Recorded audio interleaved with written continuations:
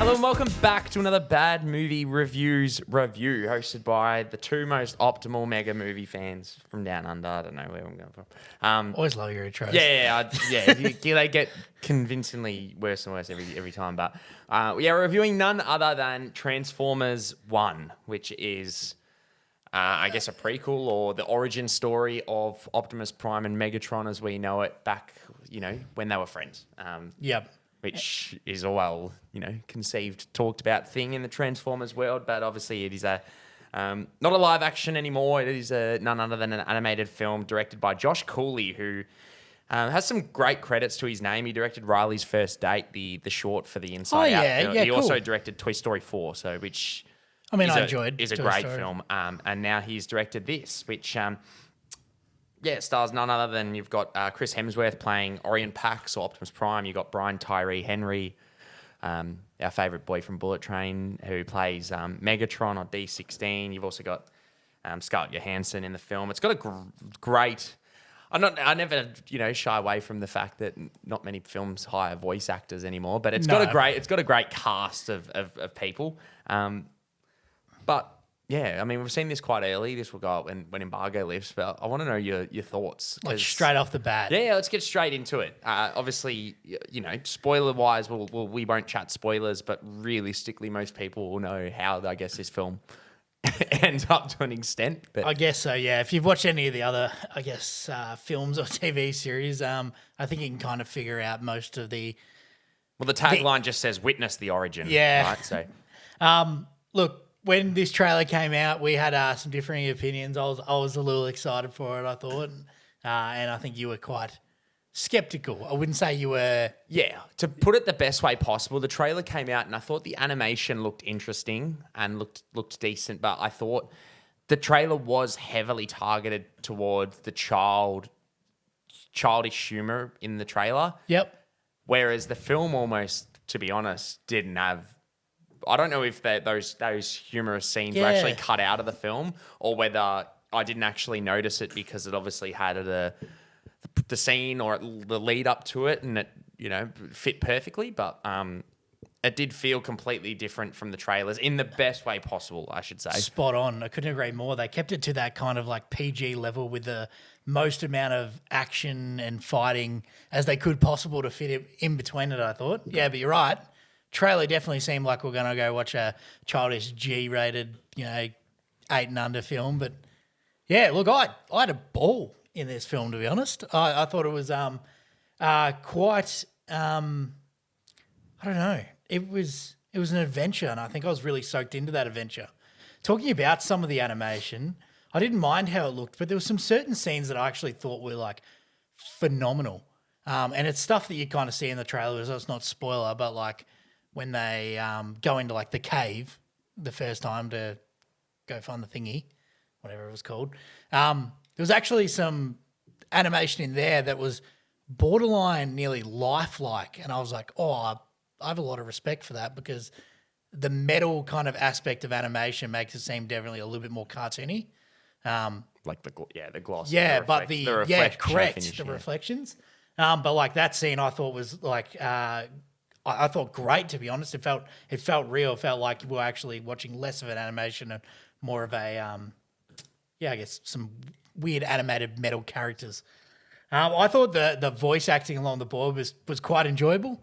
You and I are both big on we'd love to see proper voice actors in some of these positions. But look, they stood up to the role, and I'm a big fan of Chris Hemsworth as Optimus Prime.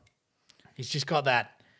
He has got a very, masculine, deep voice already. Doesn't he? Obviously, he did put on an accent. It is Americanized. It's not fully Australian. But, yeah, I always advocate for that. But I must admit that I thought the voice cast was great. I thought Brian Tyree Henry was probably the standout for me, who played D or Megatron. Yep. I thought he was brilliant. But everyone here is seriously good as a voice performer. And I think...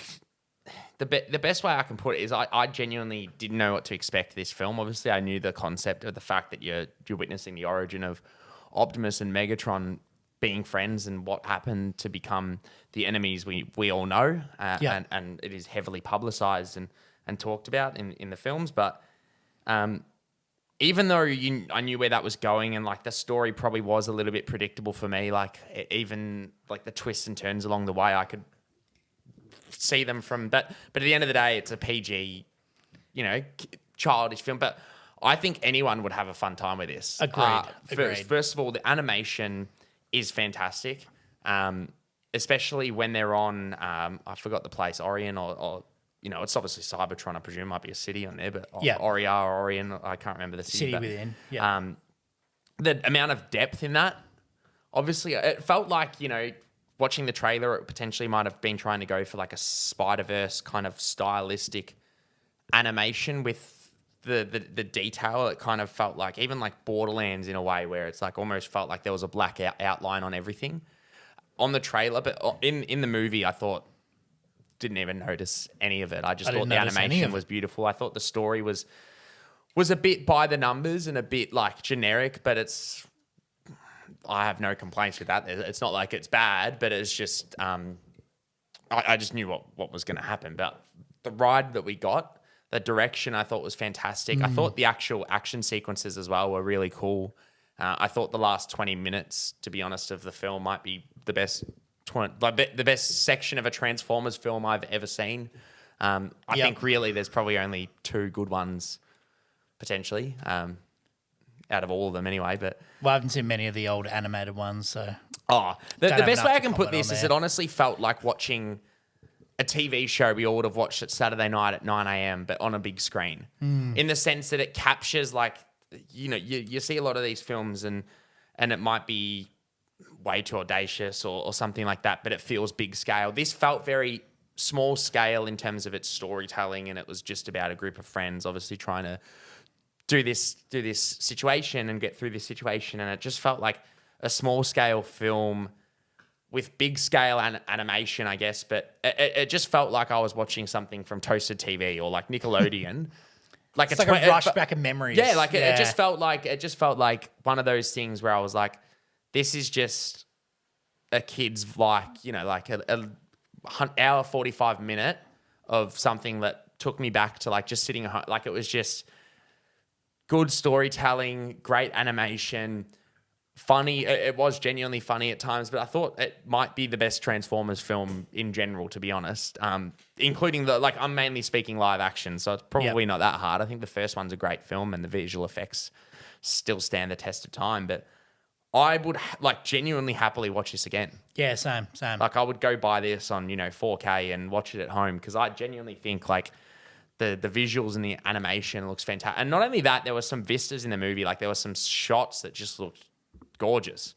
And I kind of thought, you know what, this will be a good time within about the first 5 minutes. And as I said, that was probably my own skepticism with the trailer feeling very kiddish, but the first 5 minutes, it felt straight out of a heist. It was, sort of set like a more serious tone from the get-go. I was surprised how well tailored it was for older crowds. Oh, and it was exceptionally well made. The only probably thing for me that I felt could have really boosted it, and this is probably a comparative thing, so it might not be too fair, but when I think of like the live action Transformers film, they genuinely do have great sound.